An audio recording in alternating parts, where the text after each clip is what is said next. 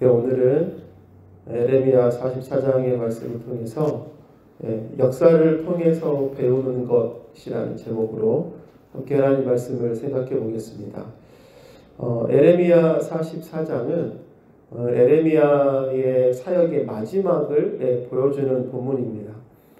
이후의 본문들은 44장보다 이렇게 뒤쪽에 기록이 되어 있지만 시간 순서적으로 보면, 연대기적으로 보면 44장보다 뒤에 일어난, 먼저 앞에 일어난 사건들입니다.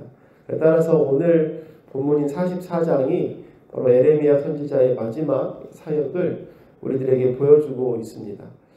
오늘 본문의 지역적인 배경은 유다 땅이 아닌 이집트 땅에 있는 상황 가운데 그들에게 주어진 하나님의 말씀입니다. 이스라엘 백성들은 바벨론 왕이 세운 유다의 총독 그달리아가 암살당하자 바벨론 왕의 화가 자신들에게 임할 것이라고 생각했습니다. 그 두려움으로 인해서 유다 땅을 떠나 이집트로 피하여 갔던 것이죠.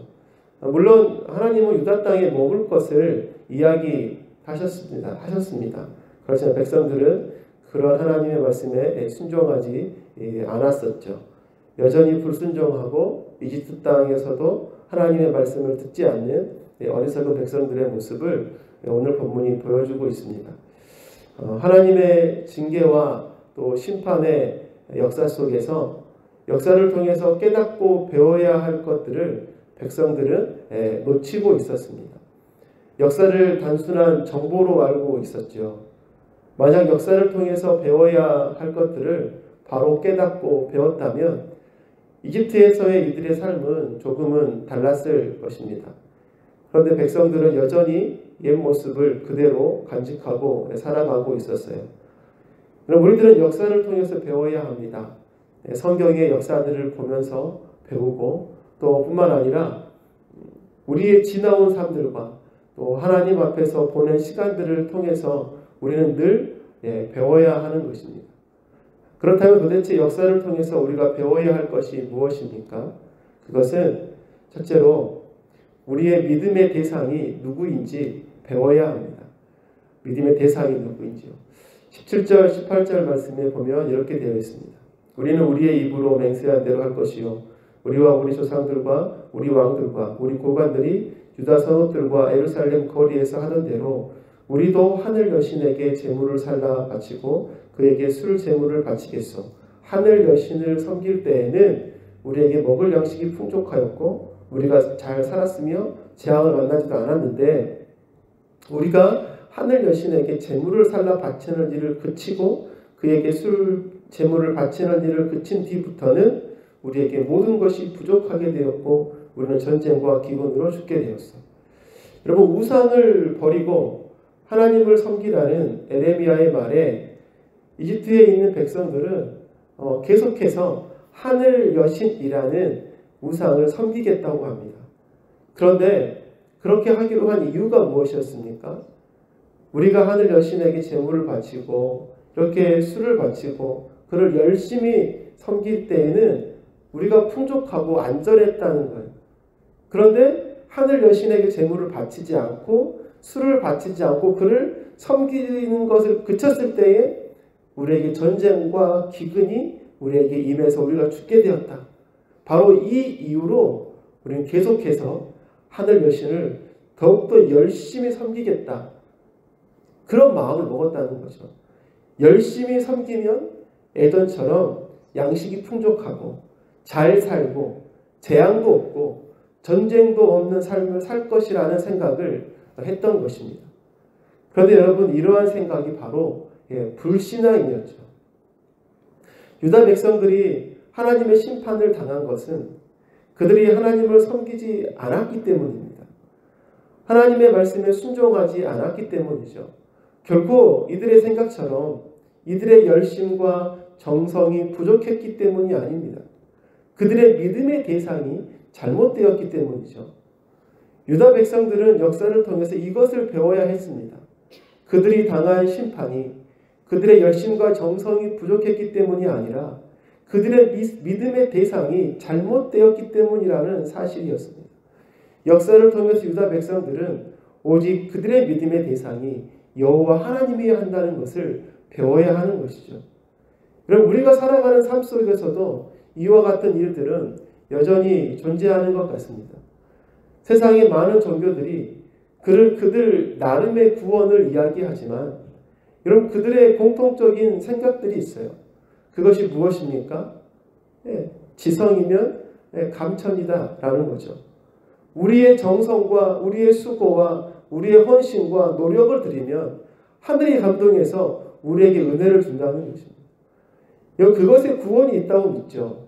그런데 여러분 왜 그곳에 구원이 없습니까? 그들의 정성이 부족해서가 아닙니다. 믿음의 대상이 잘못되었기 때문이죠. 오직 구원은 예수 그리스도에게만 있기 때문입니다. 그리고 기독교는 여러분 지성이면 감천이다를 말하지 않습니다. 그게 세상의 종교와 다른 점이죠. 하나님께서 자격 없는 우리를 찾아오신 그 말할 수 없는 조건 없는 은혜와 사랑을 강조하는 것이 우리 기독교이지 않습니까? 여러분 우리는 더욱더 역사를 통해서 우리의 믿음의 대상이 누구인지 명확히 배워야 하는 것입니다. 여러분 또한 우리가 역사를 통해서 배워야 할 것이 무엇입니까? 그것은 둘째로 우리가 살아가야 할 바른 길을 배워야 합니다. 4절과 23절 말씀입니다. 4절입니다. 나는 나의 종 예언자들을 너희에게 모두 보내고 또 거듭하여 보내면서 경고하였다. 제발 이렇게 역겨운 일을 하지 말라고 하였다. 그것은 내가 미워하는 일이라고 하였다. 23절입니다. 여러분이 다른 신들에게 제물을 살라 바쳐서 주님께 죄를 짓고 주님께 순종하지 않고 주님의 율법과 율례와 규정대로 살지 않았기 때문에 오늘날과 같이 여러분에게 이런 재앙이 닥쳐온 것입니다.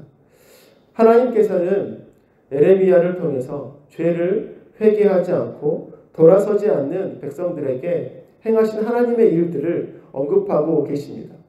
여러분 그 언급 속에서 끊임없이 백성들이 살아가야 할 길에 대해서 말씀해 주고 있습니다. 하나님께서 예언자들 거듭해서 보내시면서 백성들이 걸어가야 할 바른 길이 무엇인지 끊임없이 말씀하셨습니다. 바로 여호와 하나님의 율법과 율례와 규정들을 어기지 않고 그 말씀들에 순종하며 살아가는 것, 말씀에 순종하며 살아가는 것이 하나님이 원하시는 바른 길임을 백성들에게 끊임없이 이야기해 주고 있습니다.